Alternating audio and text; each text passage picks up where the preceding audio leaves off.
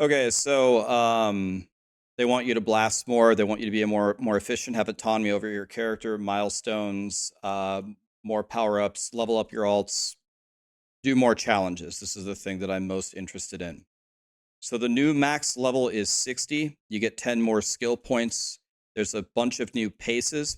Now they said the hardest difficulty was Current Torment 2. Oh, hi, Callie. Yeah, hi. How you doing? You all right? Current Torment 2 plus 45 monster levels. So if you're like not leveling an alt, or if you're not playing like a Blood Surge minion necro, just walking into Helltide and having it 45 levels higher is like borderline unthinkable. That would be so crazy difficult.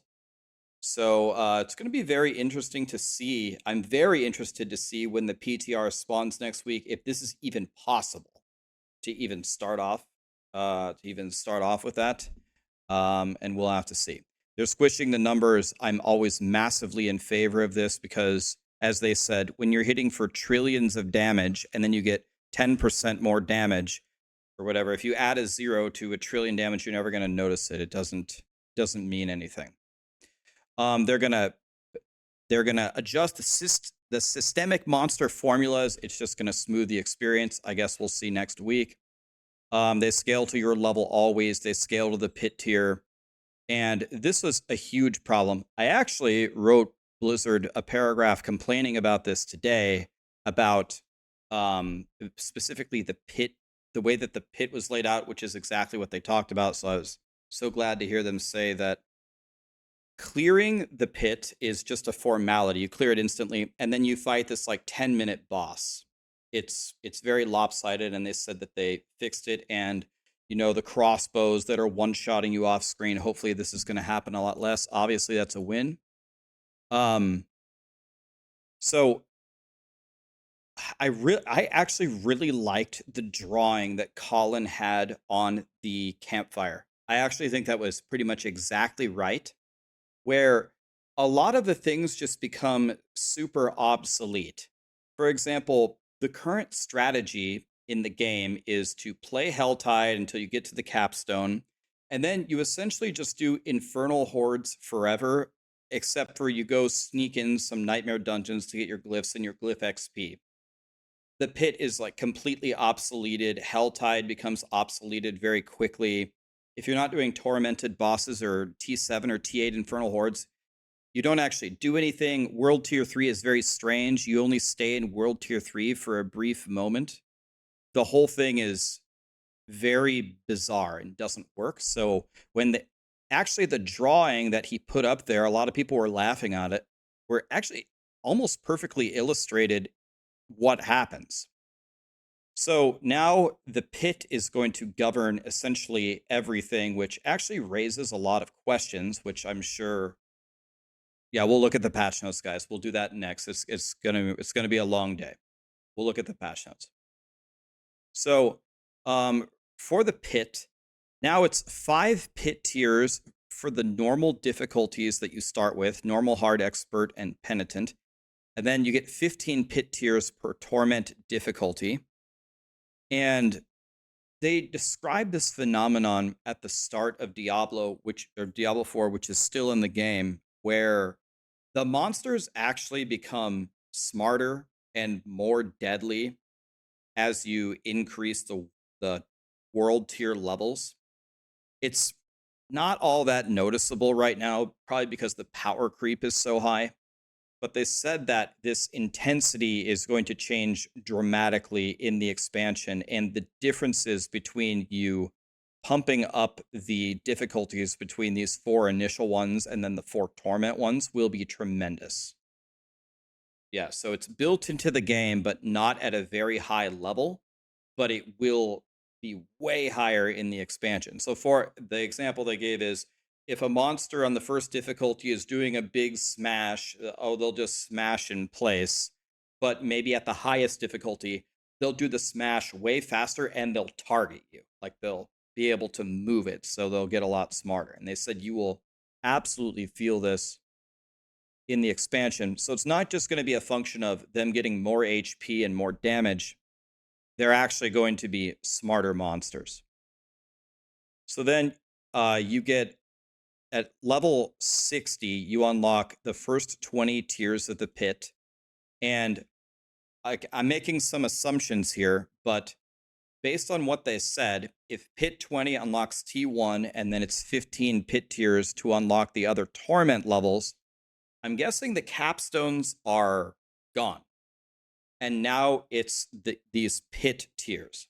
So then another question that this raises is, if pit 20 unlocks a torment tier, is it now like some kind of fixed dungeon? And I'm guessing the answer is no, because the pit is currently random and they didn't say otherwise. So this entire system is pretty much identical to Diablo 3's. You're going to see this theme a lot. And a lot of people seemed very disappointed by this. That's what I saw a lot in the chat. And when I've thought about this, I'm not sure that it's the Diablo 3 systems that plagued Diablo 3. The problem was not necessarily, I think as Colin put it in the Campfire, it's not that there were 16 or 20 difficulties that made the game struggle. It's the fact of how the progression through those tiers went. You don't go normal, hard, expert, master, T1, T2, T3. That's not how it goes whatsoever. You go hard and then to like T1, and then you finish your season chapter 4 journey very quickly, and then you're in like Torment 16. So like the whole progression system was non-existent, really. It exists, but it's just you just jump to the end. So they have a system that looks like Diablo 3, but as they stated, going up these 15 tiers will be very difficult. It's not something that you're going to do in a few hours.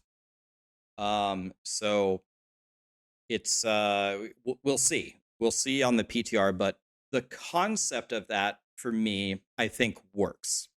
If it is as they wanted to design it, if it does actually feel that way and it plays that way, I think it could be fine. If it's like Diablo 3, where we walk in there and we are very easily able to move from T1 to T4, I think it's going to be a rip and it's going to need to be retuned. And so when you hit T1, when you beat pit 20 and you finally unlock T1, you can get all of the best items in the game in Torment 1, which is going to be very good for the casual players. You don't have to level up to T4 to get the best items in the game, and the majority of the people that play the game are very casual. We all know that. But there is an incentive for the blasters to reach Torment 4. And that is the amount of loot that you will get. So your chances at getting the very godly loot will just go up. So, for example, the tormented bosses, if they cost 10 materials to summon on T1, they will also cost 10 materials on T4. You could get the Mythic Uniques, you get all the best gear at T1, but on T4, you'll have a much higher chance. So progressing through this is supposed to be very difficult and very rewarding. Again, if it plays like that, it's going to be good. Another thing about it is, if you think about Diablo 4 currently, a lot of their systems are very confusing. If you were just starting Diablo 4 today and you had never played it, it's very strange. There's the pit that's only in the end game, and there's 200 tiers, but like level 100 pit is completely different difficulty than Nightmare Dungeon 100 is a completely different difficulty than Infernal Horde 8. So they're doing this also to streamline the activities, where you're essentially now you're just saying you're playing on T2. Now you should have a great idea, no matter what you're doing, how hard the game really is. So that will help. So there is one thing that I have a looming question on, which I think is probably the most important question. So the pit is currently like GRs, but they're really not like GRs. The pit currently, even as the devs admitted on the live stream, is not really that fun. You run through the first part and you annihilate it. And then if you're pushing a really high tier, then you have like a super long boss fight. Okay. So they said that they fixed that. They said that they balanced it a lot more. So that's good. We'll see how that plays. But if we're going to be spending all of our time in the pit, if this is going to be the thing that we're going to be crawling through, to progress our character, my number one question is, how fun is that going to be? Yes, it is great to fix that problem of, oh, I don't do anything in the actual rift and then I do everything at the boss. Balancing that is, I think, one piece of the puzzle. But my first question to Blizzard would be, do you have anything else planned for the pit to make this more fun? What do you have planned to make this more fun if this is such an integral core function of the game? So we'll have to see what it is. I know that the notes are released. We'll look at it next. I got 6 pages here, then we'll look at the 10,000 pages next. Okay, so when you raise the levels, you get more gold, you get more XP, you get more loot, and we talked about the bosses. Okay, itemization. They're bringing the item level of anything in the current game down to 540. They're changing the affix bands and they're adding additional bands for the expansion so you can get higher levels. At level 60, you can get eye level 750 loot, and they said that the progression from level 51 to 60 when you get new items will be tremendous. So that I think is very, very important. I'll give you an example.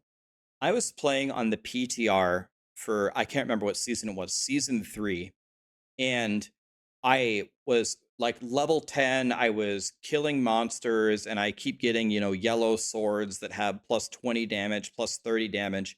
And then for some weird reason, a monster dropped me a sword that had like plus 250 damage. It was like 10 levels higher than me. I initially thought that a player rode by and dropped it for me, kind of like a gift from Santa. They were just trying to feed me good items. But no, it happened again. It was actually dropping off of the monsters, and it was a bug.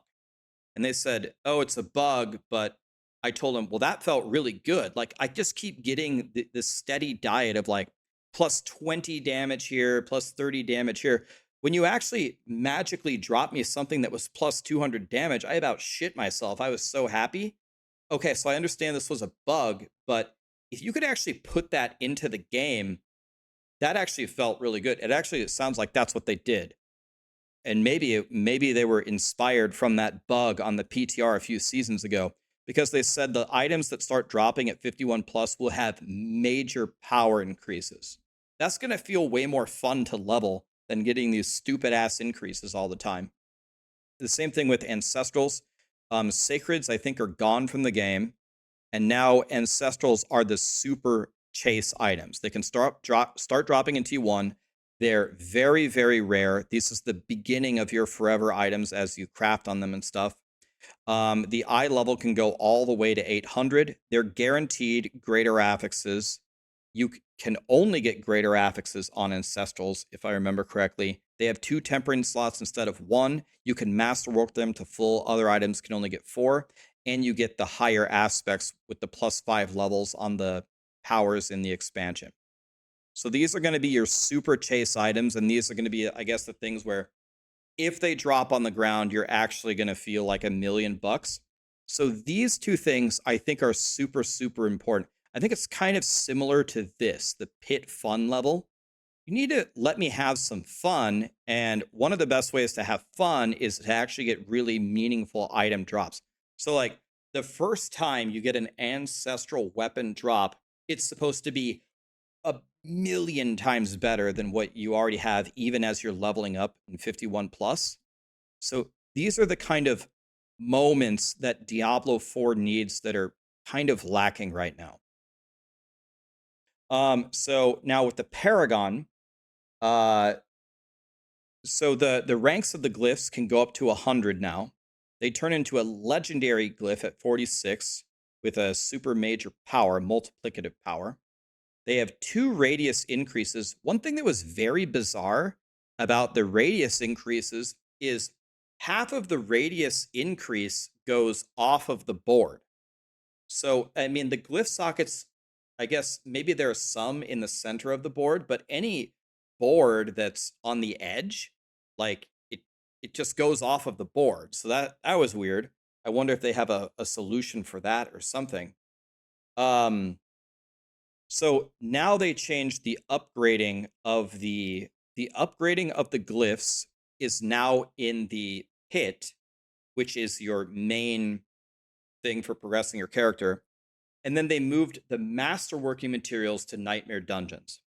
Now, what I was thinking when they said that was exactly what Colin said. And this switch actually makes a lot more sense. Like, it might seem like at face value, it's just like it's a stupid switch. It doesn't matter. You're just changing 2 things. But it does matter because you felt forced to do like a side activity to level your glyphs, but now it's a part of the main activity, which actually gives you a lot more freedom to play the game however you want when you're not progressing. So that's way better that you're upgrading the glyphs in the pit. And then when you move the masterworking materials to nightmare dungeons, the problem with the pit is you're supposed to play it perfectly. You're supposed to play it efficiently. You're supposed to run straight to the portal, go to the boss, kill it, and then you get like this fixed amount of materials. That's very boring. It's very repetitive. It's not fun. When you move it to Nightmare Dungeons, now when you go the wrong way, you go down a big long hallway and there's an event, every elite pack, every event is going to drop you more materials. So you're not penalized for exploring. So that's it's actually a more significant change than you might think.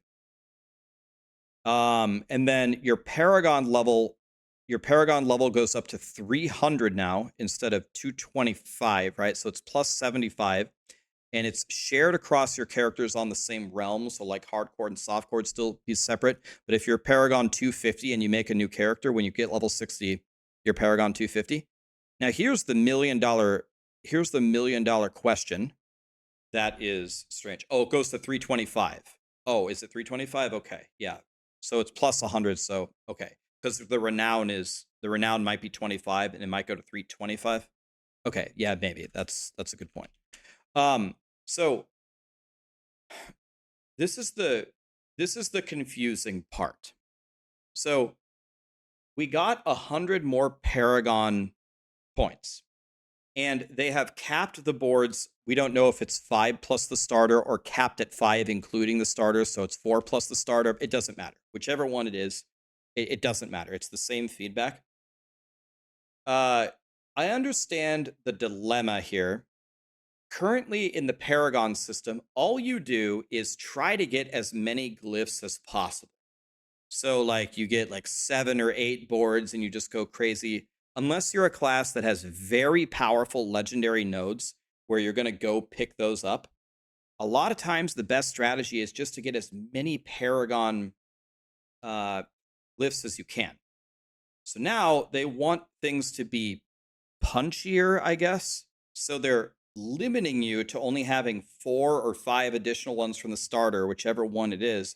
But they're also giving you 100 more points, which just means in all the boards, you're going to get like almost all the rare nodes, all the glyphs, all the legendary nodes, and that's it. So really the only choice you will make pretty much will be which 4 or 5 boards are you going to pick.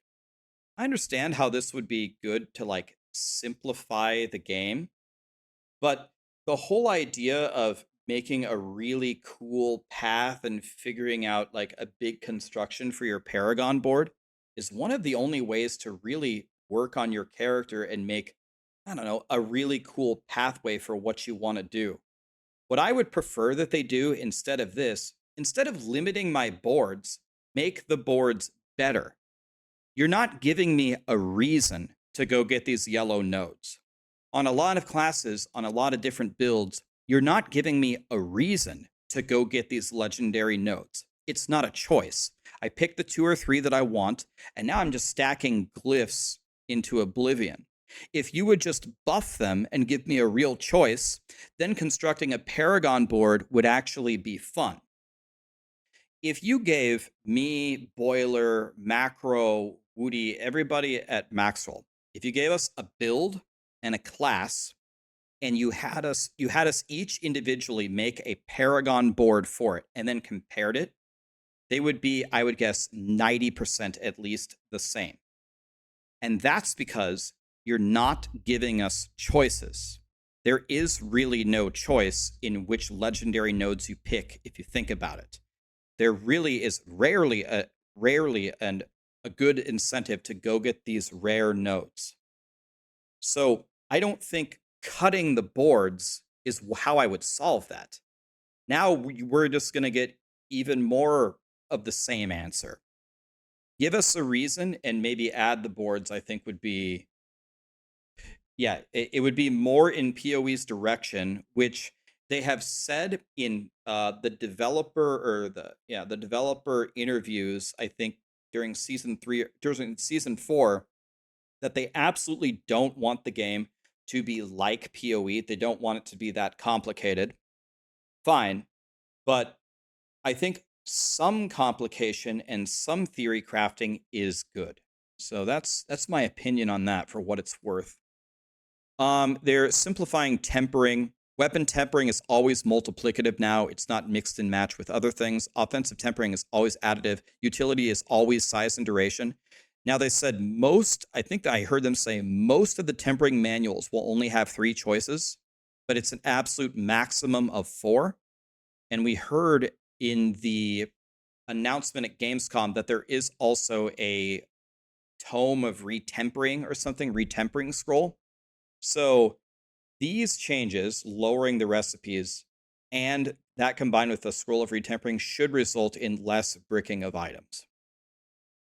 Your ultimates can now rank up, but you can still only equip 1.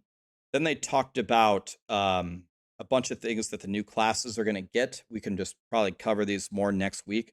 But barbarians are getting Mighty Throw. You throw it, you sticks in the ground, and it pulses for damage. It actually looks pretty good.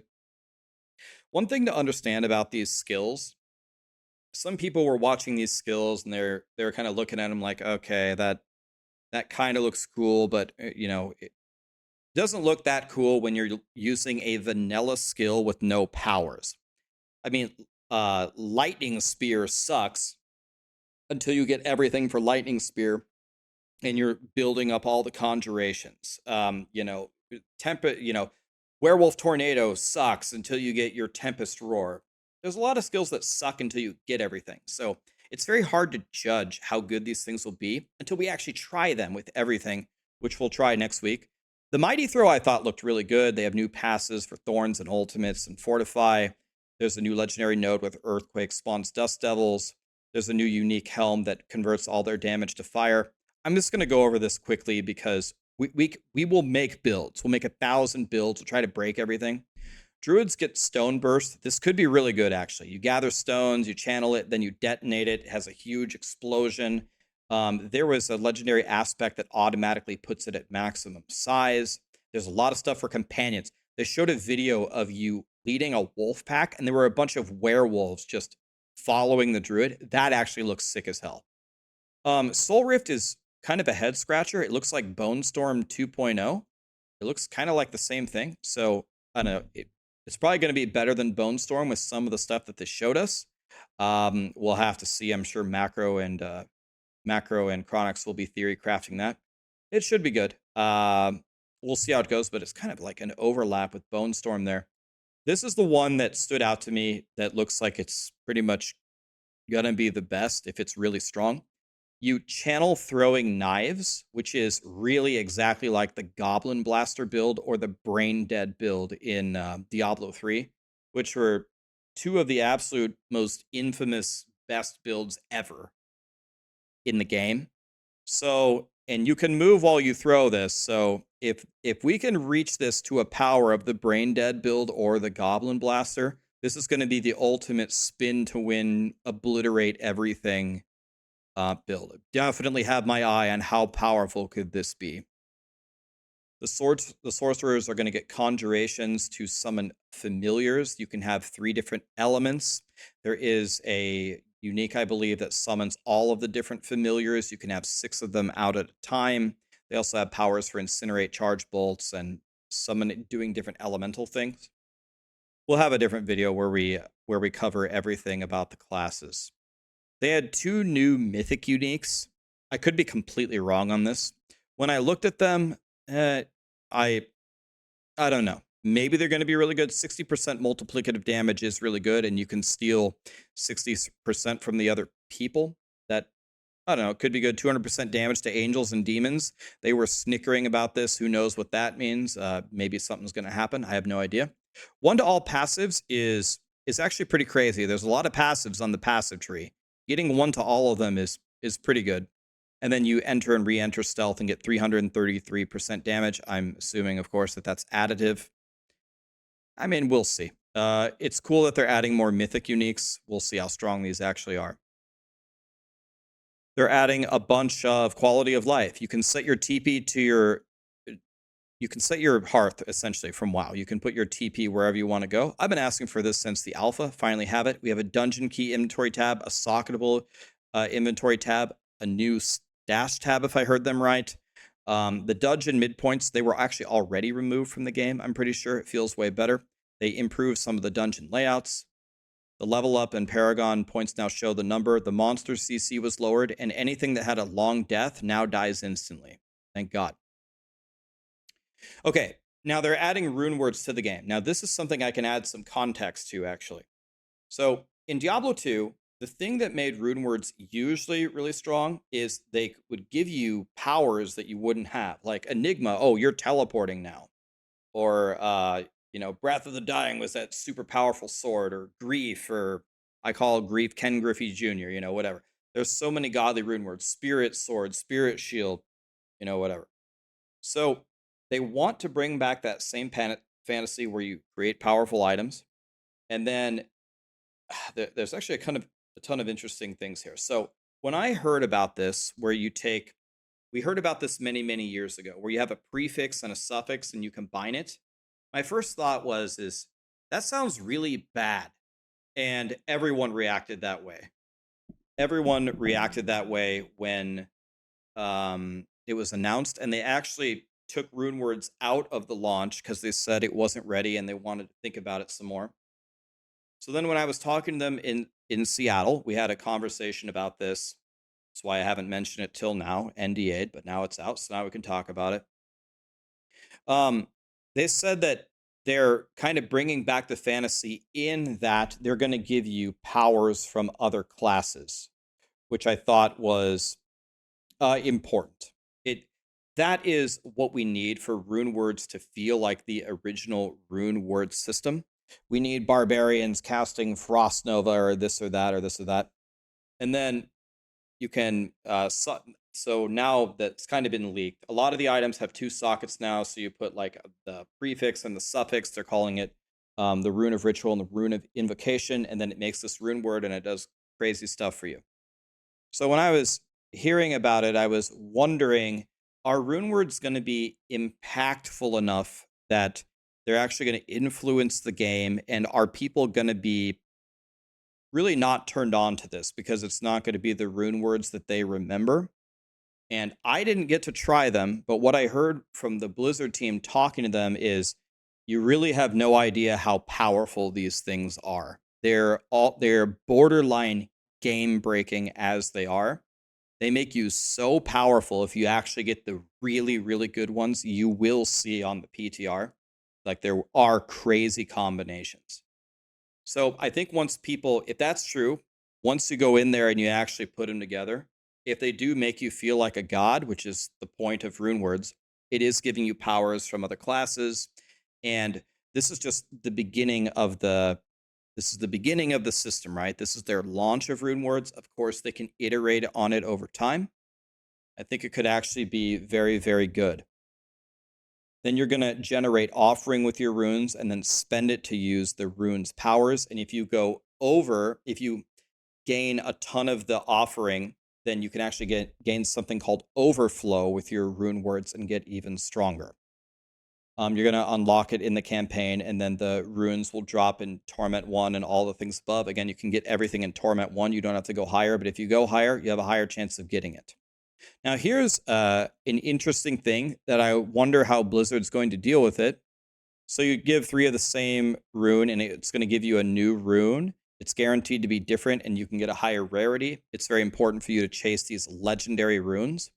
You can actually craft Mythic Uniques with these runes. So you need 1 spark, and you get the runes, and bam, you can craft your Mythic Unique. You can craft your Mythic Unique, and the runes are tradable. So the $1 million question is, how will Blizzard deal with RMT? You know, we already know who's going to have all of the things within the first week. It's going to be all of the RMTers. They're just going to magically wake up with all of the Mythic Uniques, and we'll see what happens.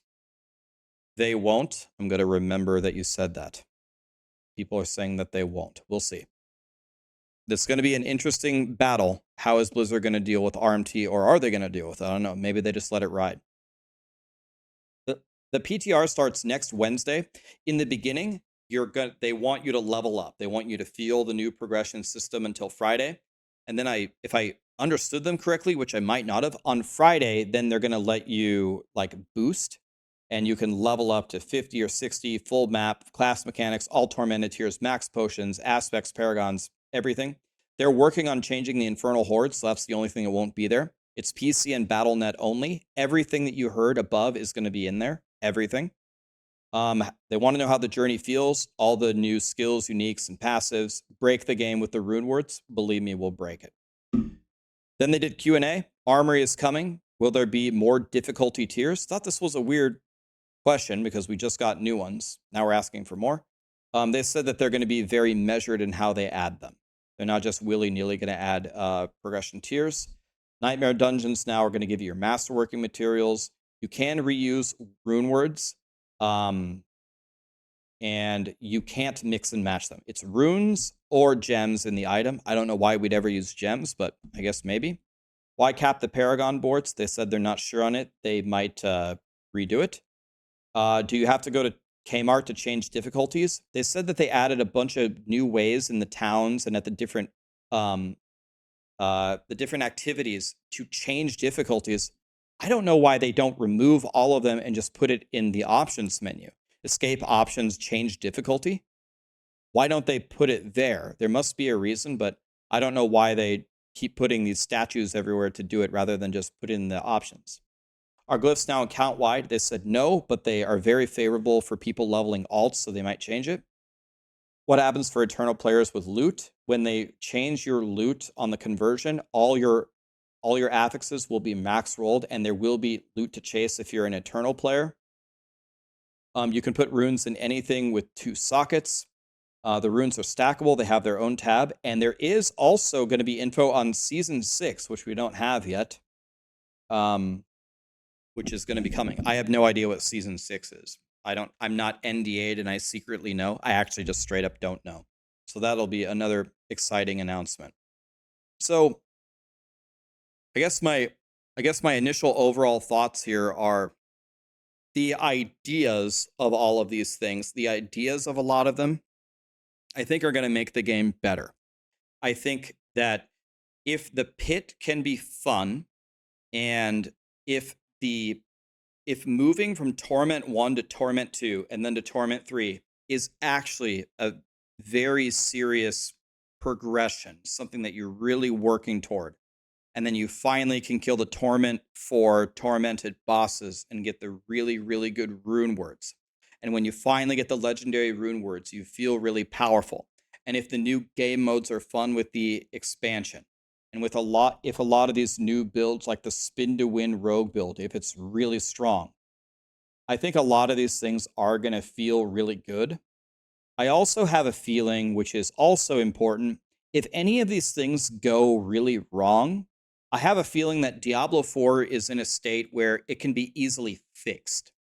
A lot of the things that we were having problems with 1 year ago, like items are dog shit, armor sucks, resistances suck, uniques suck. I can't even find a mythic unique. The boss chain is terrible. There's no end game anything. Like the problems to solve 1 year ago were like almost insurmountable. But now, if these don't feel good, this seems like it can be fixed just with tuning and with some decent decisions. So if we provide really good feedback on the PTR, I'm optimistic that this is going to I'm optimistic that if this goes in fairly well into the expansion, that's probably going to be the best version of Diablo 4 so far. And finally, in the next year, we can work on like building in more things instead of just fixing everything that they already built. So I'm pretty optimistic here. I think it's going to go pretty well.